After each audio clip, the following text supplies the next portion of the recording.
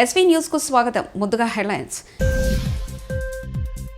జమిలీ ఎన్నికలపై రాష్ట్రపతికి నివేదిక అందజేసిన కోవిడ్ కమిటీ. వర్షాలు లేక రాష్ట్రంలో కరువు పరిస్థితులు. మంత్రి పొన్నం.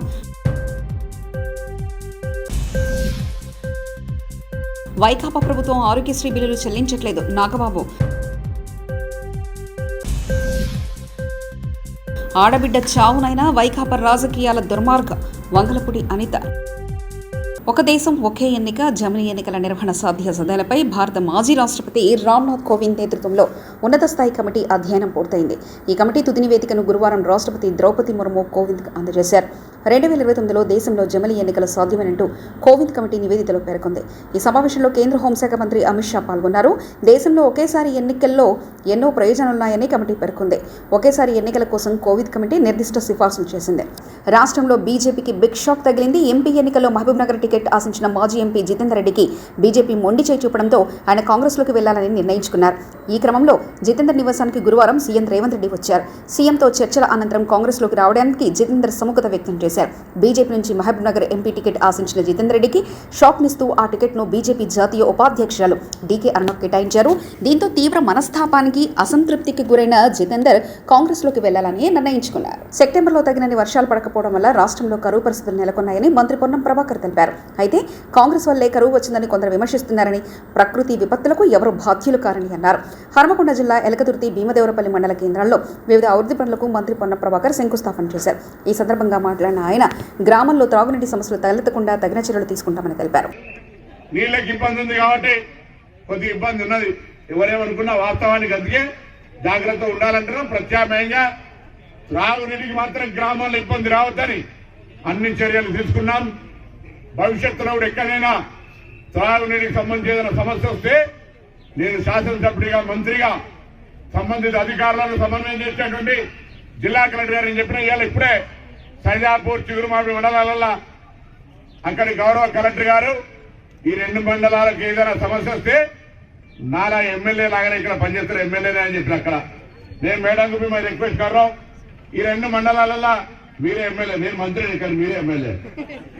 డ్రింకింగ్ వాటర్ ఇష్యూకి సంబంధించి ఒక మనిషిని పెట్టిన, రోడ్లకు సంబంధించి ఒక మనిషిని, అంటే మీ దగ్గరికే వచ్చి సమస్య ఎక్కడున్నా తెలుసుకున్నట్టుగా వాటిని పరిష్కరించే విధంగా గౌరవ రాష్ట్రంలో పెద్దలతోటి ఆ సమస్యలను పరిష్కరించే ప్రయత్నం చేస్తా ఉన్నా.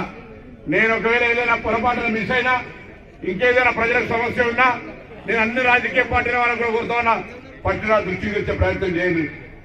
పరిష్కారాన్ని కలిసి ప్రయత్నం చేద్దాం. కానప్పుడు మీ బాధ్యత తప్పకుండా మమ్మల్ని ఒత్తిడి చేయవలసి హక్కుంటుంది. మేము ఒత్తిడికి ఏ ఇబ్బంది పడం, కానీ సమస్య దృష్టికి లేకుండానే ఏకైకిన ఒత్తిడికి పోయేటువంటి పద్ధతి వద్దు. నేను పరిష్కరిస్తా. ఇక్కడ దేవాదులకు నీళ్లు రావాలి. ఇటు ఈ ప్రాంతానికి శ్రీరామ్ సాగర్ నీళ్ళు వస్తాయి కాబట్టి వాటిని కూడా, ఎందుకంటే ఈ ప్రాంత రైతాంగం వ్యవసాయం మీద ఆధారపడి ఉంటుంది కాబట్టి గతంలో కొన్ని ఇబ్బందులు ఉండే మీ చొరవ నా యొక్క వాళ్ళ మీద ఎప్పుడు కూడా ప్రోత్సాహపరిచి సమస్యను దృష్టికి తేవడం, సంబంధిత ఇరిగేషన్ శాఖ అధికారుల వల్ల తేవడం వల్ల కొన్ని సమస్యలు పరిష్కారమైనాయి. అయినా ఈ ప్రాంత రైతాంగానికి శాశ్వతంగా దేవాదులకు సంబంధించి కావచ్చు, శ్రీరామ్ సాగర్ సంబంధించినటువంటి సాగునీటి విషయంలో కూడా భవిష్యత్తులో ఇబ్బంది లేకుండా ఉండే విధంగా రాబోయే సీజన్లో అన్ని పర్యవేక్షణ చేయాల్సింది మిమ్మల్ని అందరూ ప్రత్యేకించుకోవాలి. వైకాపా ప్రభుత్వం ఆరోగ్యశ్రీ బిల్లులు చెల్లించట్లేదని జనసేన పార్టీ ప్రధాన కార్యదర్శి నాగబాబు అన్నారు. వేర్వేరు ప్రమాదాల్లో ప్రాణాలు కోల్పోయిన 62 మంది క్రియాశీలక కార్యకర్తల కుటుంబ సభ్యులకు మంగళగిరిలోని పార్టీ కార్యాలయంలో 5 లక్షల చొప్పున బీమా చెక్కులను నాగబాబు అందించారు. తెలుగుదేశం, జనసేన, భాజపా ఉమ్మడి ప్రభుత్వంలో విద్య, వైద్యం, ఉపాధి వంటి కీలక అంశాలకు పెద్దపీట వేసేలా ప్రణాళికలు రూపొందిస్తున్నామని చెప్పారు. చెప్పాలంటే మాకు ఈ విద్య, వైద్యం ఈ రెండు హై ప్రయారిటీ జనసేన పార్టీకి, అలాగే ఉపాధి కూడా.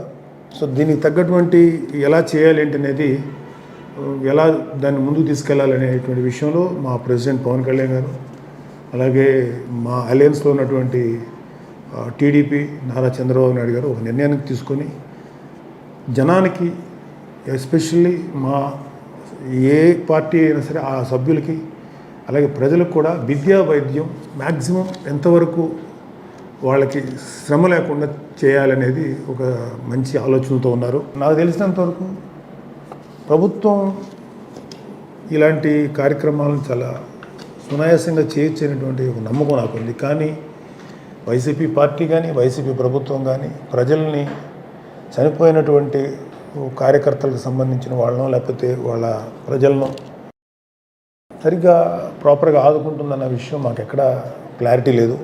తెనాలికి చెందిన గీతాంజలిని హత్య చేసింది వైకాపాని అని తెలుగు మహిళా రాష్ట్ర అధ్యక్షులు వంగలపూడి అనిత ఆరోపించారు. ఆడబిడ్డ చావుపైన జగన్ రెడ్డి శవరాజకీయాలు చేరడం దుర్మార్గమని మండిపడ్డారు. ఇలాంటి రాజకీయాలు ఆయనకు అలవాటేనని ఆగ్రహం వ్యక్తం చేశారు. గతంలోనూ బాబాయ్ హత్య, కోడికత్తి డ్రామాలు రక్తి కట్టించాయన్నారు.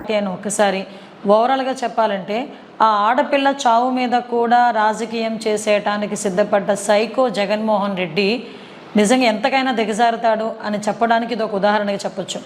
అయితే రీసెంట్గా ఆ అమ్మాయి ప్రమాదవశాత్తు చనిపోయిందా లేకపోతే ఆత్మహత్య చేసుకుందా ఇలాంటివన్నీ కూడా మనం పక్కన పెడితే ఆ అమ్మాయి చనిపోవటం అనేది చాలా దురదృష్టకరం. ఎందుకనంటే ఆ రోజు ఆ అమ్మాయి మాట్లాడేటప్పుడు కూడా వీళ్ళేం మాట్లాడితే తెలుగుదేశం పార్టీ వాళ్ళ వల్లే చనిపోయింది, తెలుగుదేశం పార్టీ వాళ్ళు చేసిన ట్రోల్స్ వల్లే చనిపోయింది అని 4 రోజుల తర్వాత వాళ్ళ భర్త చేత ఒక కంప్లైంట్ ఇప్పించడం జరిగింది. యాక్చువల్గా ఆ అమ్మాయి 7th చనిపోయింది, 7వ తారీఖున చనిపోతే 7వ తారీఖున చనిపోయేటప్పుడు కూడా ఆ అమ్మాయితో 2 వ్యక్తులు తెనాలి రైల్వే స్టేషన్లో ఉన్నారు. ఎవరు వాళ్ళిద్దరు? ఎందుకు ఈ రోజు వరకు వాళ్ళని ఐడెంటిఫై చేయలేకపోతున్నారు? అసలు ఎందుకు సీసీ ఫుటేజెస్ చూసి ఆ 2 పేర్లు ఎందుకు బయటపెట్టలేకపోతున్నారు? అది ఒక ఎత్తు అయితే, చనిపోయిన తర్వాత అన్ఐడెంటిఫైడ్ బాడీ కింద 2 రోజులు ఆ అమ్మాయిని ఎందుకు హాస్పిటల్లోనే ఉంచాల్సి వచ్చింది? 7వ తారీఖున చనిపోతే 11వ తారీఖున బయటకు వచ్చి వాళ్ళ భర్త చేత తెలుగుదేశం పార్టీ వాళ్ళు చేసిన ట్రోల్స్ వల్లే నా భార్య చనిపోయిందని చెప్పి ఒక కంప్లైంట్ ఇప్పించడమే కాకుండా నారా లోకేష్ గారు అకౌంట్ నుంచి ఏదో ట్వీట్ పెట్టినట్టుగా ఒక ఫేక్ ట్వీట్ కూడా క్రియేట్ చేసి ఆ చావును కూడా రాజకీయానికి వాడుకుందామని చెప్పి చాలా విశ్వ ప్రయత్నాలు చేసిన వైఎస్ఆర్సీపీ పార్టీని బంగాళాఖాతంలో కలపాలి అని అనుకోవడంలో తప్పు లేదనిపిస్తుంది. ఎందుకంటే ఒక ఆడపిల్లండి మీ గురించి కష్టపడింది. ఆ అమ్మాయి అనుమానాస్పదంగా చనిపోయిందా లేకపోతే ఎలా చనిపోయిందన్న సంగతి పోలీస్ ఎంక్వైరీలో తెలియాలి. అటువంటిది అవన్నీ పక్కన పెట్టి అన్ఐడెంటిఫైడ్ బాడీ కింద, ఒక అనాథ బాడీ కింద 2 రోజులు ఎందుకు ఉండాల్సి వచ్చింది? కనీసం తన భర్తకి తన భార్య ఎక్కడుందో కూడా తెలియదా? తన భార్య ఎక్కడుందో తెలిసినప్పుడు ఆ రోజే వచ్చి అమ్మాయి బాడీని తీసుకొని తర్వాత పోలీస్ స్టేషన్లో కంప్లైంట్ ఇవ్వచ్చు కదా.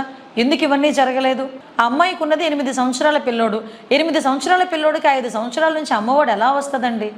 ఇలాంటివన్నీ కూడా ఎవరైనా మాట్లాడితే ట్రోల్ చేశారని చెప్పి విపరీతంగా మాట్లాడతారు.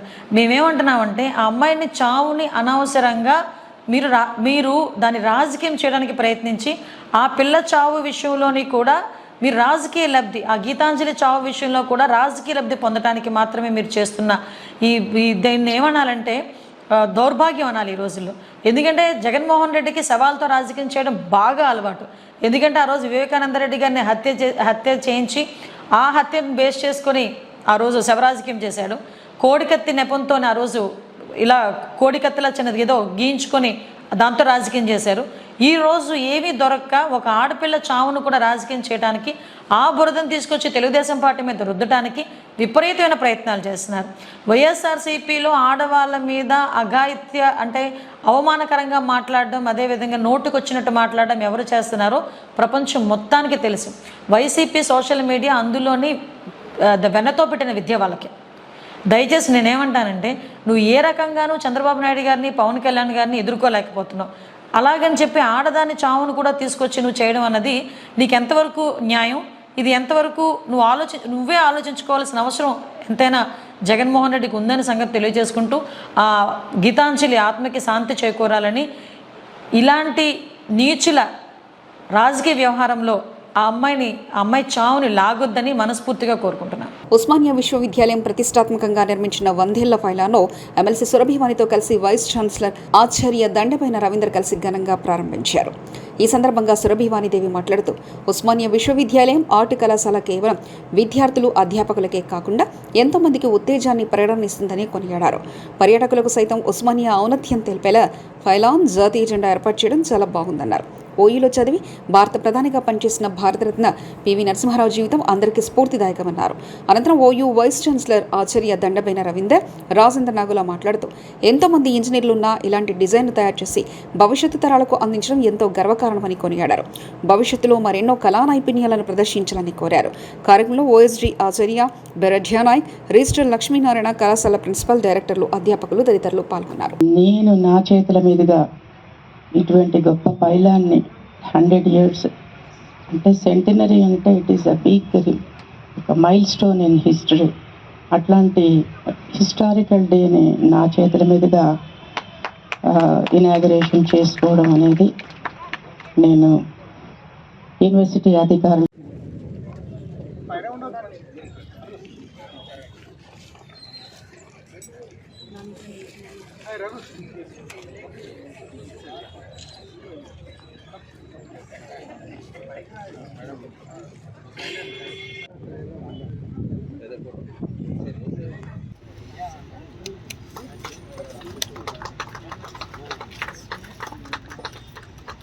when a student surpasses the teacher, there is nothing more satisfaction which brings to the teacher there. So నా పేరు రాజేందర్ నాగుల. నేను ఫైన్ ఆర్ట్స్లో జేఎన్టీయూలో 89 బ్యాచ్లో ఫైన్ ఆర్ట్స్ చేశాను. ఆఫ్టర్ దట్ ఇప్పుడు ఆర్ట్ ఫీల్డ్లో పెయింటింగ్స్ కానీ ఆర్ట్ దాంట్లో చేస్తున్నాను. సో ఈ ప్రాజెక్టు దట్టు ఓయిది నాకు అవకాశం రావడానికి వీసీ గారు, రవీందర్ రెడ్డి సార్ గారు, plus Lakshminarayana sir, professor Lakshminarayana sir, register గారు చాలా హెల్ప్ చేశారు దీనికి. లైక్ దాంతోపాటు నేను కూడా ఒక 3 months 4 months మ్యాక్సిమంగా లాట్ ఆఫ్ డిజైన్స్ ఇస్తే దాంట్లోకి వెళ్ళి బ్రెయిన్ చైల్డ్ తయారైన తర్వాత 4 months తర్వాత ఒక కాన్సెప్ట్కి రెడీ అయ్యాము యాక్చువల్గా.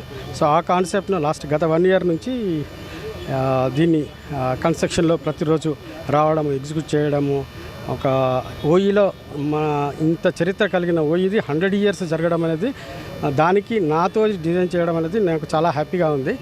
సో దీనికి సహకరించిన అందరి మిత్రులకు, లైక్ ఓయూ వాళ్ళకందరికీ నా యొక్క ధన్యవాదములు. BJP, Janasena, TDP Araku MP seat Kothapalli గీతకు ఉంది అనే పుకార్లు సృష్టిస్తున్న పార్వతీపురం 19 మండలాల్లో అసలైన గిరిజన వాసులు తీవ్ర ఆందోళన చేస్తూ ఏమైనా సీటిస్తే 19 మండలాల్లో అసలైన ఆదివాసుల సత్తా ఏంటో చూపిస్తామని అన్నారు.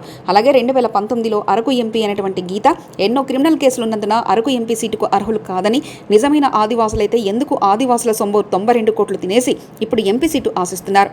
ఆదివాసీ గిరిజనులు మాత్రమే ఎంపీ టికెట్ కేటాయించాలని కలెక్టరేట్ వద్ద మరియు ఆర్టీసీ కాంప్లెక్స్ వద్ద ర్యాలీ నిర్వహించి ఒకవేళ టికెట్లు ఇస్తే మా ఆదివాసుల సత్తా ఏంటో చూపిస్తామని హెచ్చరించారు. మరి కొత్తపిల్ల గీత విషయంకి వస్తే మాత్రం ఒక ఓటు కూడా మా గిరిజన ప్రాంతాన్ని వేయము, అది మాత్రం వాస్తవం.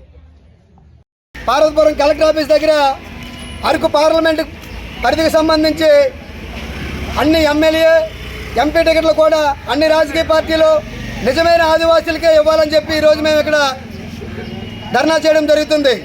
జిల్లాలో ఉన్నటువంటి అన్ని గిరిజన సంఘాల తరపు నుంచి రాష్ట్రంలో ఉన్నటువంటి అన్ని రాజకీయ పార్టీ అధ్యక్షులు మేము ఒకటే విన్నవించుకుంటున్నాం. స్వతంత్రం వచ్చి సుమారుగా 75 ఏళ్ళు గడుస్తున్నా సరే కొన్ని రాజకీయ పార్టీల్లో నిజమైన ఆదివాసులకి ఎంపీ, ఎమ్మెల్యే టికెట్లు ఇవ్వకపోవడం వల్ల మా యొక్క రాజ్యాంగం కల్పించినటువంటి హక్కులు మేము కోల్పోయిన పరిస్థితి ఈ రోజుకి మాకు ఉంది. ఈరోజు చూసుకున్నట్లయితే జనసేన, తెలుగుదేశం పార్టీ, బీజేపీ ఉమ్మడి అభ్యర్థిగా కొత్తపల్లి గీతకి ఈరోజు టికెట్ కేటాయిస్తున్నటువంటి విషయం మేము పత్రిక అలాగే మీడియాలో కూడా వార్తలు రావడం మేము గమనిస్తున్నాం.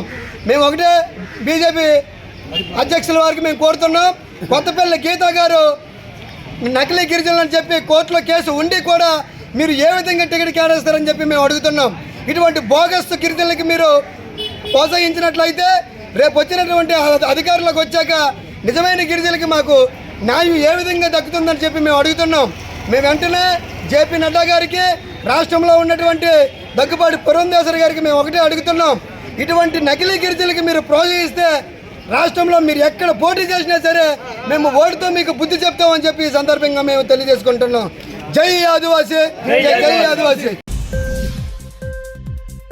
జమిలీ ఎన్నికలపై రాష్ట్రపతికి నివేదిక అందజేసిన కోవిడ్ కమిటీ. వర్షాలు లేక రాష్ట్రంలో కరువు పరిస్థితులు, మంత్రి పొన్నం.